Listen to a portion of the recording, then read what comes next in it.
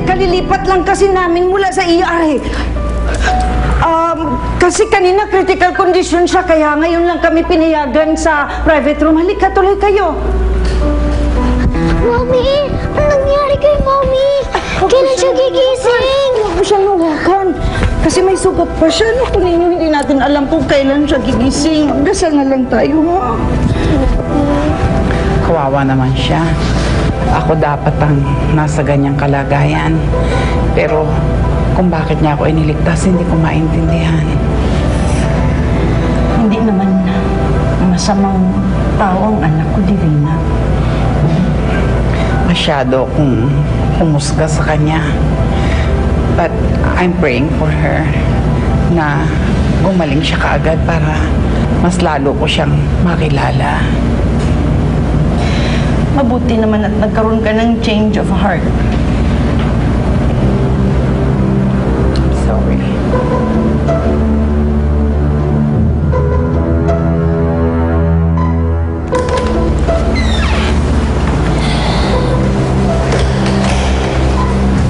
Hello, Neangge. O ano, kamusta ho si Paula? May balita na ho ba kayo? Eto nga, galing ako sa eskwelahan niya. Nagbaka sakali ako may makita akong kaklase niya. Pero wala eh. Tumawag siya sa akin kanina eh. Ang sabi niya, mag-iingat daw ako. Tsaka kung pwede, wag daw akong lalabas ng bahay. Bakit daw? Nasaan daw siya? Hindi ko alam eh. Naputulo kasi yung pag-uusap namin kanina. Nay, alam mo, nag-aalala na talaga ako. Nako. Baka tumawag ulit. Pilitin mong magsabi. Hayaan mo. Bukas babalik ako sa eskwelahan at baka meron na tayo makuhang impormasyon. Sige, Nay. Tatawagan ko kayo ulit, ha? Sige, salamat ho. Kailan ka pa natutong magtago sa akin? Kaya mo, tutulungan kitang hanapin ang kapatid mo. Hindi na, Dave. Ayoko nang makagulo. Kaya na namin to. Sige, may bibili lang ako sa labas. Babalik din ako. Helen? Daddy!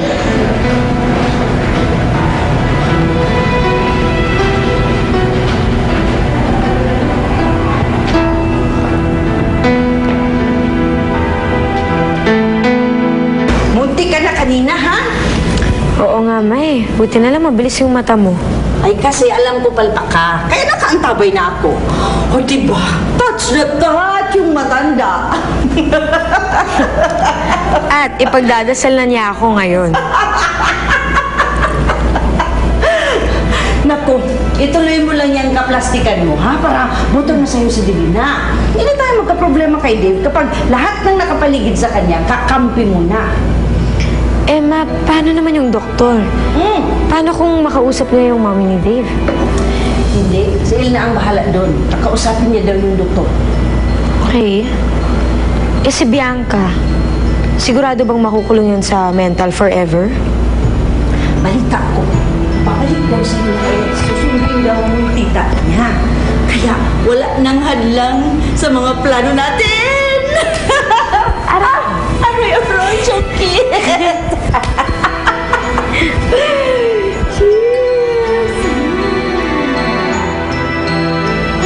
Dave? Halika na, anak. Uwi na tayo. Mabuti pa, Ama. Iuwi na natin sa ninyo. Wala rin naman tayong ginagawa rito. Yeah, but we have to tell Cecil first.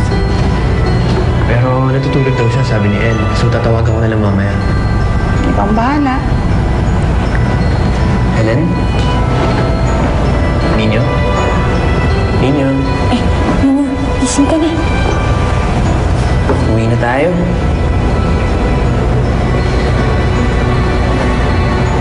Uwi na tayo? Ha? Sandali. Ibig mo sabihin, isasama mo si Helen sa bahay? Ano na lang iisipin ng mga tao? Aba doon ka nakatira, doon ka matutulog at doon din siya matutulog. Hindi yata tama yun, anak. Pero Ma, kailan mo naman iisip ang isipin ng ibang tao? Ako naman ay concerned lamang para kay Ninyo. At sana, yun din ang iisipin mo at dapat mong gawin. Wala namang kinalaman ng pagiging tatay ko kay Ninyo. Sige ho. Aalis na ako. Ito yung gamitin ninyo. Sige. Pero Helen, Bye-bye. Sige ho. Helen, salamat na intindihan mo, ha? Thank you. Sige po. Sige. Helen? Helen? Sasabay ka sa amin pa uwi. Tama na, Dave. Tigilan natin to. Helen, lalaban tayo. Tayong tatlong magkakasama-sama sa huli. Huwag na tayo umasa. Hindi na rin ako umaasa, kaya tama na.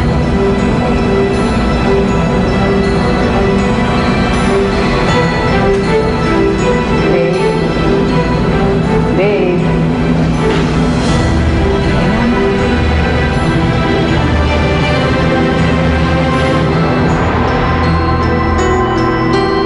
Salubungin ang ganda ng umaga.